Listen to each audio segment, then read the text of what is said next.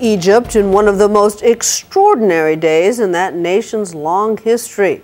When it was announced earlier today that President Hosni Mubarak would address the country in a live speech tonight, many of his opponents assumed they were about to hear the incredible news that they have fought, marched, and slept in the streets for. That was not the news they got. My co-anchor Terry Moran is with us from Tahrir Square in Cairo tonight. Cynthia, Friday morning is coming up over Cairo. We just heard the call to prayer here, and Egypt is on a knife's edge. This is a country with almost a sense of foreboding, even of dread for this day, and that's because of Thursday, a day of swirling rumor here, political intrigue, and the most intense revolutionary emotions.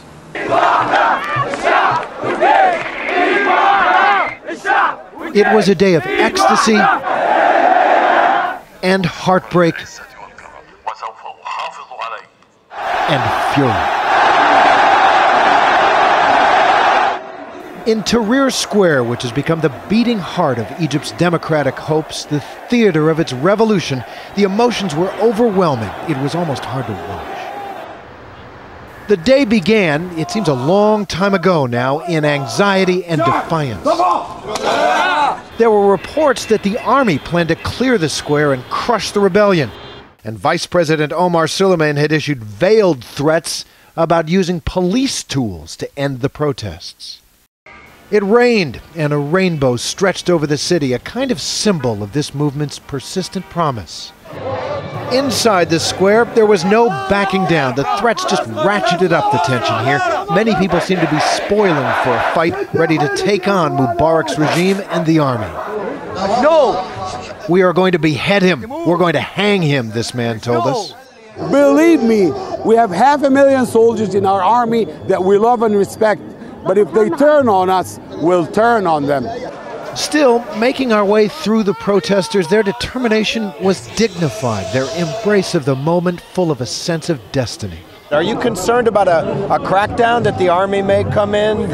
Unfortunately, the people who were here were really like, you have to fall to them, not me. The people who were here from the 25th, they died for us. That's why we are happy. We are free to come here. We are not afraid because they died. They died for us. That's why they give us our freedom. That's why we are not afraid anymore. There are rumors swirling around this city about an imminent crackdown, but the people here are unyielding. They say they won't stop until Mubarak goes. And then everything changed.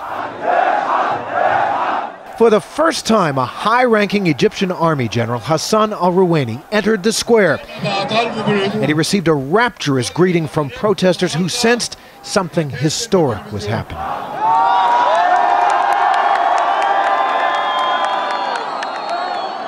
Today, all your demands will be met, he told them. And then he was mobbed as he left the square, and in the middle of that mob, I asked him if the revolution had succeeded. Tonight, it is over, he told me. Everyone thought he meant Mubarak was being forced out, finished. The army had saved Egypt. We born again in Egypt. You're born again? Yes. And the whole city seemed to pour into the streets and head for the square.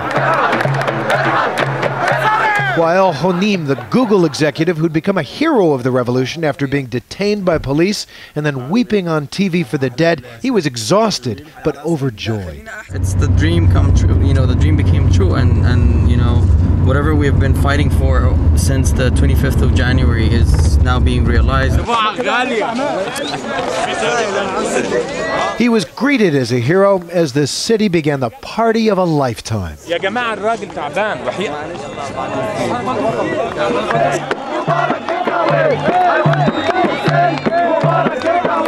Cairo tonight is delirious.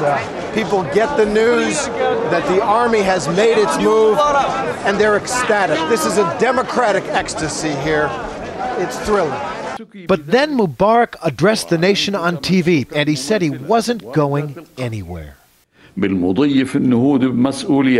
I will be responsible for changing the Constitution, he said. And he added he would delegate some of his presidential powers to his hand-picked vice president, Omar Suleiman. But he didn't say when, and he didn't resign. In an instant, everything changed again. It's not enough what he did tonight. Not enough. It's not enough. Not enough. Not enough. Go out. Go out. We all here until he go. Leave us. We need him. Leave us. We don't need Mubarak in Egypt. And once again, the specter of violence stalked Egypt. The people is ready to do anything and everything that cannot be imagined from anyone. And if not tomorrow morning early, it to be announced that he is out and the country is clean from him. No one can imagine and no one can say what could happen in this country. Friday is the Muslim Day of Prayer, and we are expecting gigantic demonstrations here, not just in Tahrir Square. The protesters are calling for a march to the presidential palace where Mubarak lives. That's 13 miles from here. And they have dubbed this day, ominously, the Day of Martyrs.